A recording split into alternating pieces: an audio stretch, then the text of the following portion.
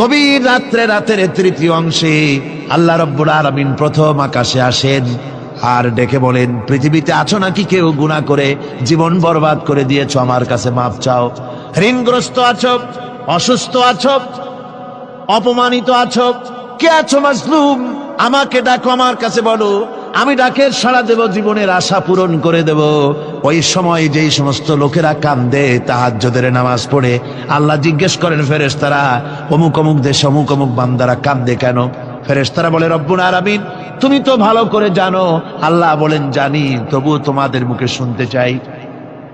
তারা বলে, রব্বুল আলামিন তোমার এই বান্দা গুনাহ করেছি, গুনার জন্য মাপ চায়, জাহান্নাম থেকে বাঁচতে চায়।